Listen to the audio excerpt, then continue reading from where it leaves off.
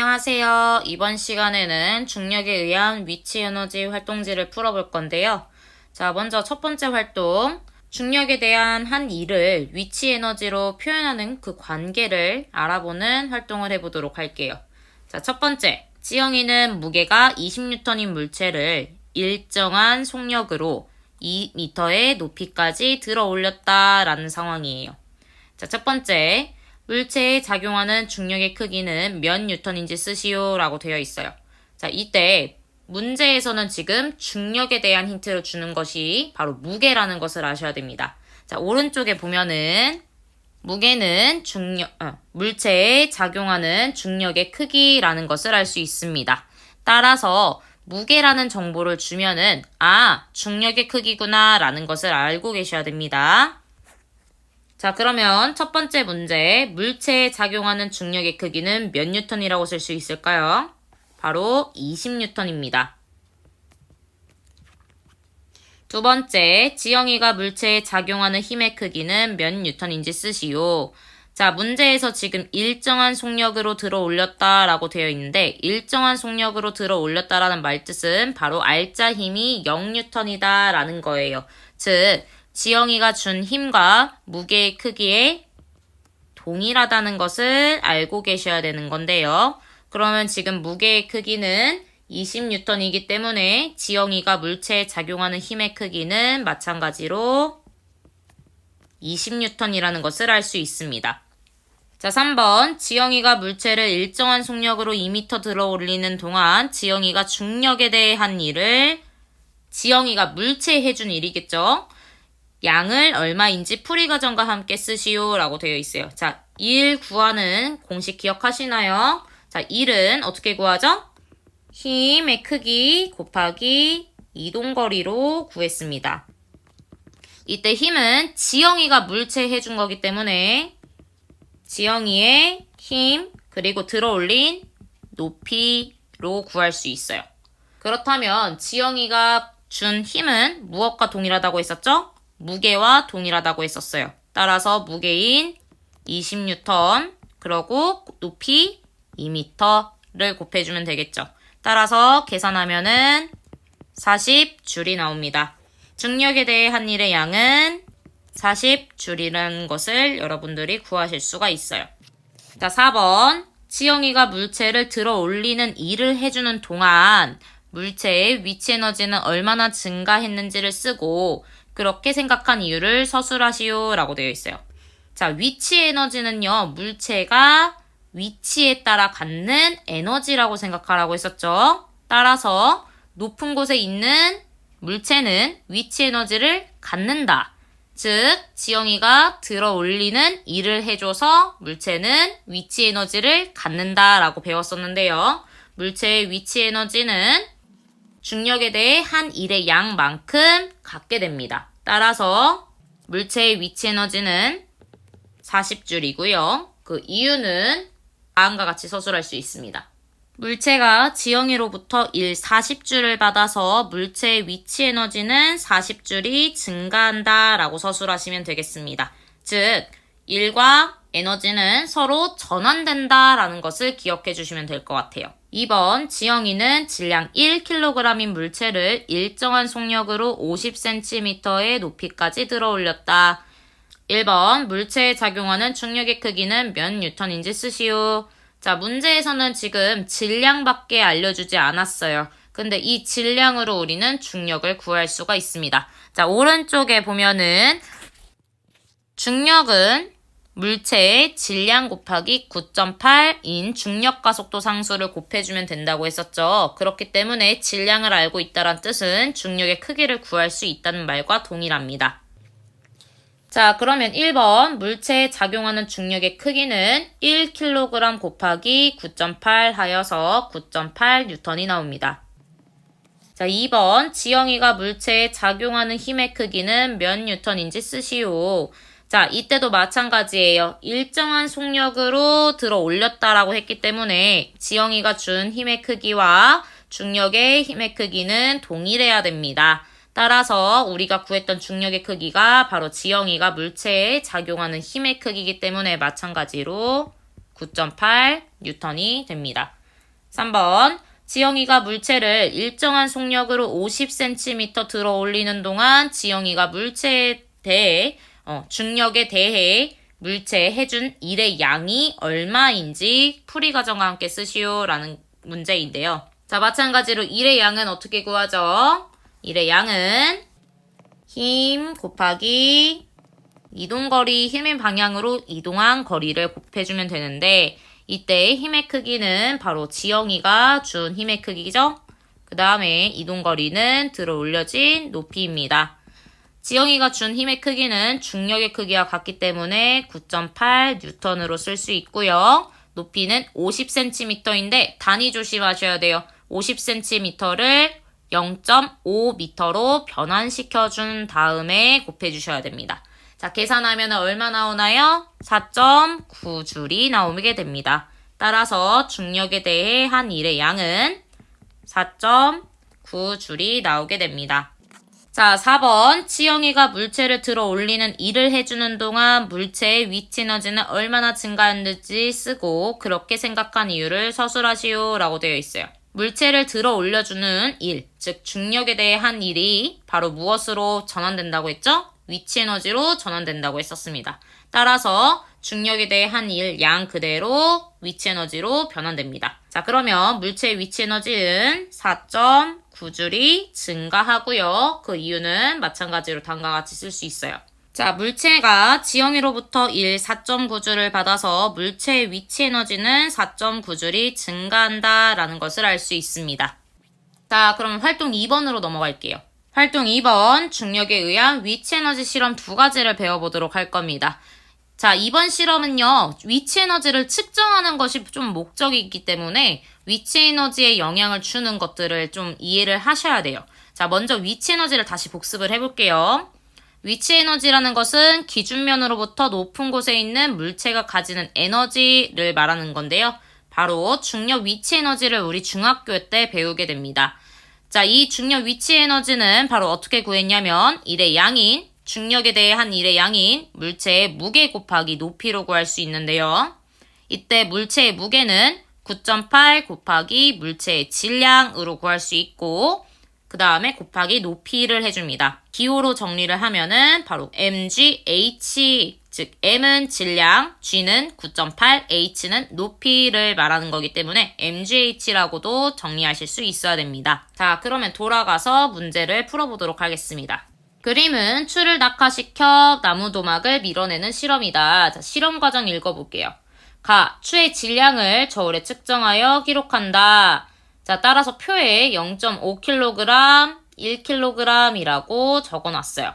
나, 나무 도막의 윗부분으로부터 50cm, 100cm 높이에서 추를 떨어뜨린다 라고 되어 있죠. 이때 계산할 때는 cm를 미터로 바꿔주어야 됩니다. 자, 그 다음에 다 추를 떨어뜨린 높이에 따른 나무 도막의 밀려난 거리를 측정하여 기록한다. 자, 여기서 우리가 알 수 있어요. 추의 위치 에너지가 나무 도막을 미는 일로 전환된다 라고 기억해 주시면 좋을 것 같아요. 자, 과정을 반복한다 라는 내용입니다. 자, 실험 결과가 다음과 같이 주어져 있는데요. 이 결과를 분석하는 방법을 옆에 써드렸습니다. 같이 한번 읽어보도록 할게요. 자, 첫 번째, 추의 낙하 높이가 같은 실험 번호를 고르세요. 그러면은 높이가 같기 때문에 다른 것은 질량이겠죠. 따라서 질량 차이와 나무 도막의 이동거리 차이를 비교할 수 있습니다. 두 번째, 추의 질량이 같은 실험 번호를 고르시오. 추의 질량이 같다는 것은 추의 낙하 높이 차이에 따른 나무 도막의 이동거리 차이를 비교할 수 있다는 거예요. 자, 그러면 문제를 풀어보도록 할게요. 자, 첫 번째, 추의 질량과 나무 도막의 이동거리 사이의 관계를 쓰시오 라고 되어 있는데요. 그러면은 추의 낙하 높이가 같은 50cm를 골라보도록 하겠습니다. 자, 그러면 0.5kg에서 1kg으로 2배가 증가하였는데요. 나무 도막의 이동거리를 보니 마찬가지로 10cm에서 20cm로 거리가 2배 증가했다는 것을 알 수가 있네요. 질량이 2배 증가할 때 나무 도막의 이동거리가 2배 증가했네. 이건 무슨 관계라고 쓸 수 있지? 아, 비례 관계구나. 라는 것을 알 수 있습니다. 자, 두 번째, 추의 낙하 높이와 나무도막의 이동거리 사이의 관계를 쓰시오 라고 되어 있는데요. 추의 낙하 높이를 보면은 추의 질량이 동일한 것을 골라주시고 낙하 높이를 비교하면 되겠죠? 그러면은 마찬가지로 1kg, 1kg인 실험 3, 4번을 골라주시고 추의 낙하 높이를 보면은 50cm에서 100cm로 2배가 증가한 것을 알 수 있습니다.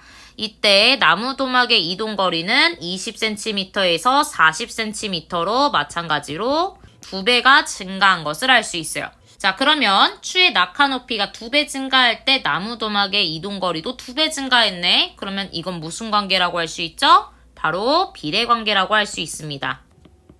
자, 그 다음에 3번 추의 위치에너지와 나무도막의 이동거리의 관계를 쓰시오 라고 되어 있는데요. 대뜸 위치에너지를 물어봤어요. 자, 위치에너지는 아까 추의 질량 곱하기 추의 낙하 높이 곱하기 9.8 하면 된다고 했었죠?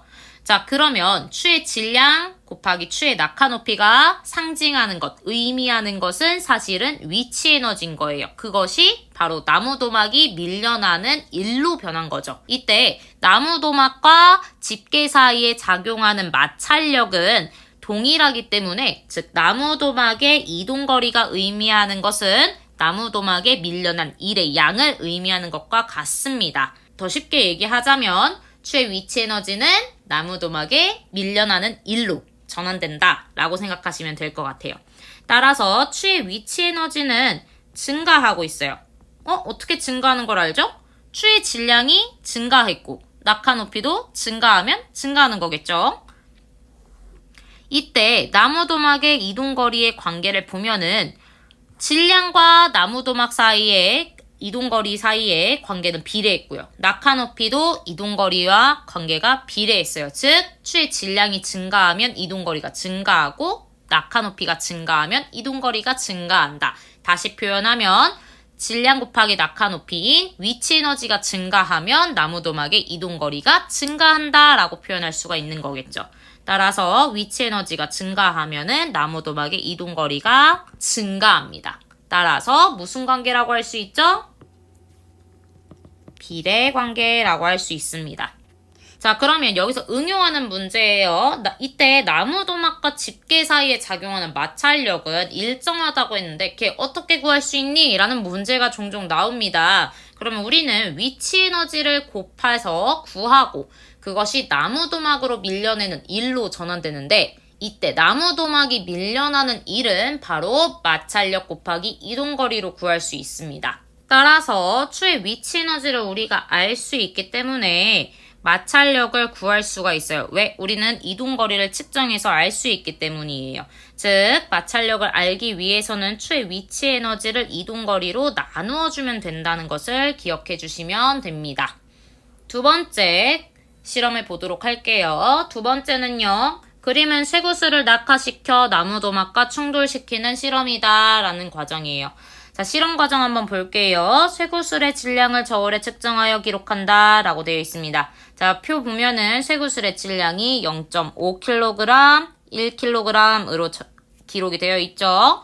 자, 그 다음에 두 번째, 바닥으로부터 10cm, 20cm 높이에서 쇠구슬을 떨어뜨린다 라고 되어 있어요. 자, 높이를 알려주는 거예요. 그럼 이걸 변환해서 쇠구슬의 낙하 높이는 0.1m, 0.2m라고 쓸 수 있겠죠. 다 쇠구슬을 떨어뜨린 높이에서 높이에 따른 나무도막이 밀려난 거리를 측정하여 기록한다. 해서 나무도막에 밀려난 이동거리를 센티미터 단위로 기록해놨습니다. 자, 이때 질량이 다른 쇠구슬을 이용해서 달을 반복하는 건데요. 자, 마찬가지로 실험 결과표가 이렇게 나와 있는데 얘를 분석해야 되겠죠? 어떻게 분석하는지 같이 한번 살펴보도록 하겠습니다.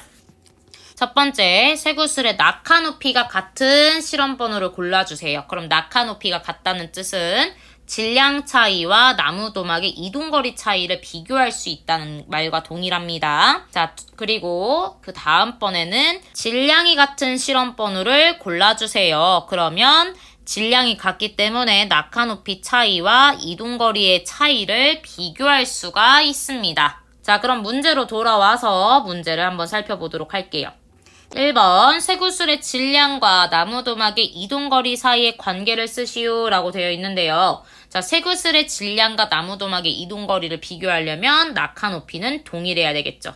0.1m, 0.1m로 동일하게 유지시켜준 상태에서 비교하면은 0.5kg에서 1kg으로 2배가 증가하게 됩니다. 나무도막의 이동거리는 5cm에서 10cm로 마찬가지로 2배가 증가한다는 것을 알 수 있어요.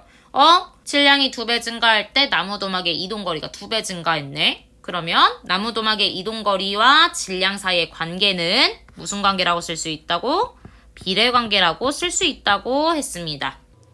자, 두 번째. 쇠구슬의 낙하 높이와 나무도막의 이동거리 사이의 관계를 쓰시오 라고 되어 있는데요.